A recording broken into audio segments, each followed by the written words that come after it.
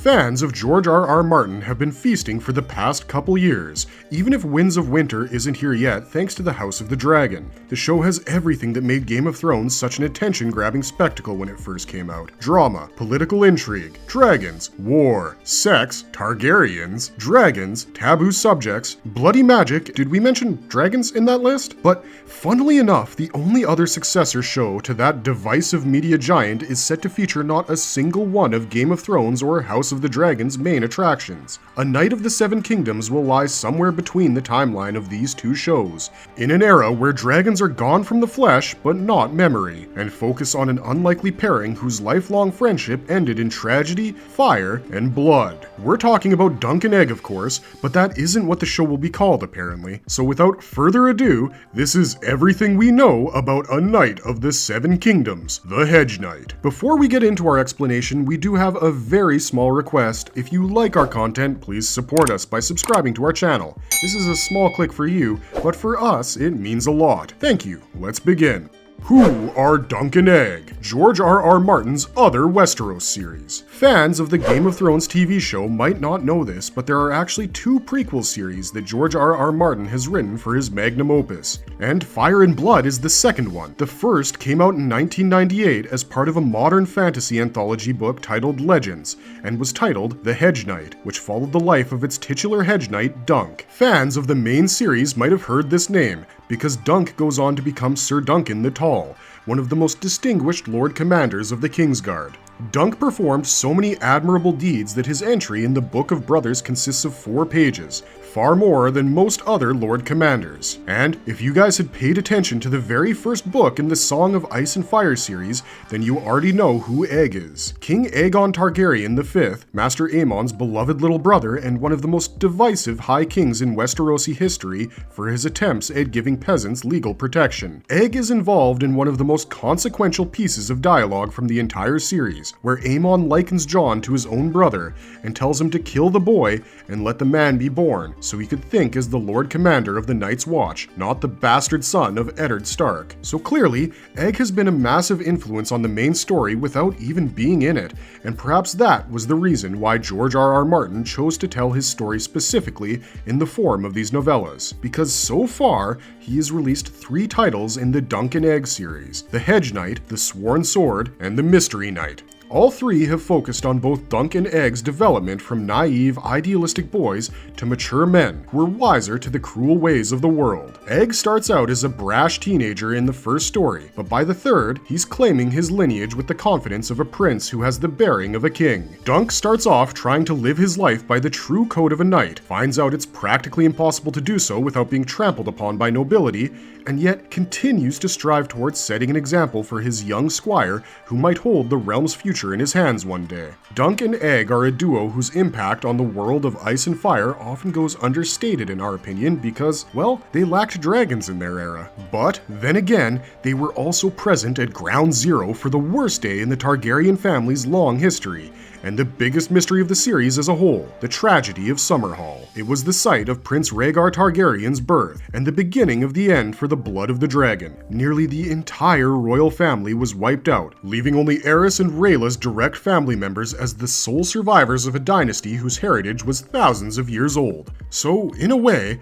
the Dunk and Egg novellas are more intriguing from a mystery perspective, because so many questions remain unanswered from this era of the world. Fire and Blood covers the first half of the Targaryen dynasty's rule over Westeros, and it ends in the infancy of the reign of Aegon III. There are at least 7 Targaryen kings, including an Aegon, that lie between the end of Fire and Blood and the end of the Mystery Knight, so you can see why George wanted to play with this story about chivalry and knighthood in Egg's time in particular. As for the series itself, it's unclear when he will get back to writing it or how many installments it will have. The number has varied from 6 to 12 in the decades since The Hedge Knight first came out, and one of Martin's recent blog posts on his Not a Blog revealed that he's planned around 9 titles for the series so far. After The Mystery Knight, George was supposed to release The She-Wolves of Winter as part of another anthology novel, but he's decided to hold off on writing Dunk and Egg novellas until he's finished with Winds of Winter and either Dream of Spring or the second volume of Fire and Blood. Now he will be writing the next 6 novellas: The Village Hero, The Sellsword, The Champion, The Kingsguard, and The Lord Commander, in addition to the aforementioned She-Wolves, at a time when he has the space to actually breathe. Martin is infamous for taking on more than he can handle in terms of work volume, and his age is a factor that has kept many of his fans teetering on a sharp-edged knife for years now. As of this moment,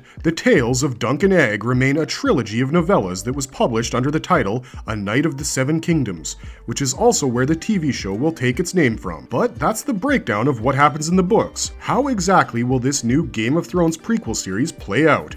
What to expect from A Knight of the Seven Kingdoms, the Hedge Knight. As of this moment, not too much, honestly.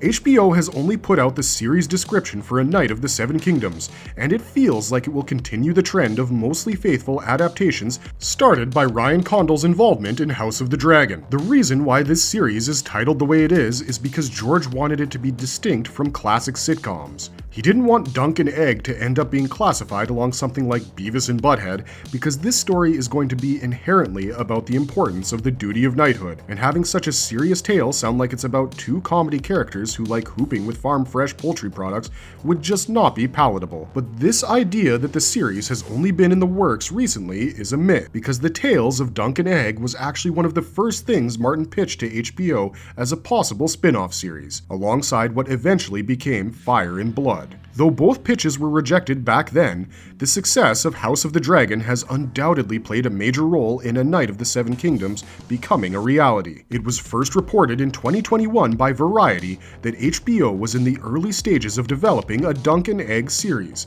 a few months before principal photography began on House of the Dragon. Now, there have been many Game of Thrones prequel series pitched to HBO that seem to be stuck in development hell. This would include the show about Corlys Valerian's 9 Voyages, the animated show about the Golden Empire of Yi Ti, the Chronicle of Nymeria's 10,000 Ships, a sequel series about Jon Snow's life beyond the Wall after his exile, and the recently leaked news about an Aegon the Conqueror show also being in the works. If you want to know more about that, head over to our channel where we covered everything you can expect from the series. But A Knight of the Seven Kingdoms has escaped that development hell and become a reality, having been ordered straight to series by HBO just last week. So far, the news we're getting is pretty promising. GOTverse stalwarts Ryan Condal and Vince Geraghtis will be involved in the series as executive producers.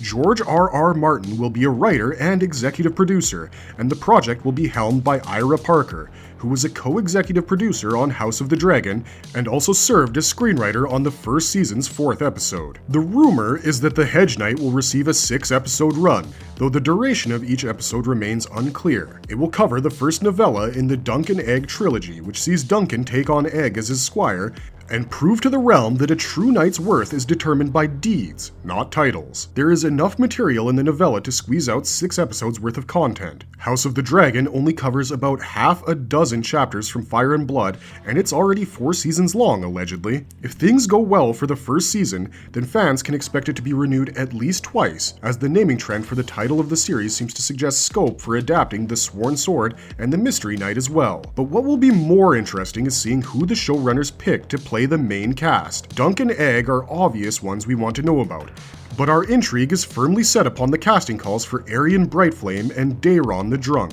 Aerion is probably going to be the closest we get to seeing Mad King Aerys on any GOT-related production, and Daeron represents the drunken sadness that is the price of having dragon dreams like him. We're also curious about who will play Maekar and Baelor Breakspear, and are super excited to see a young Master Aemon in action. Aemon and Egg were the closest of their brood, after all. And finally, we know this might be a pipe dream, but we're keeping our fingers crossed for Bloodraven to show up in the Hedge Knight somehow. Brynden Rivers is one of the best magical characters in all of A Song of Ice and Fire, and the way the first show diminished him to being a tree-man wizard was just disrespectful. No hate to Max von Sydow, but it will be far more exhilarating to see a younger Bloodraven, in the prime of his sorceress days, cause havoc and chaos in Westeros as a means of achieving control. All in all, you can expect the same elements of magic, mystery, and murder that make George R.R. Martin's creations so exciting in the first place, but seen through the eyes of a naive but strong man who dreams of becoming the greatest knight of all time.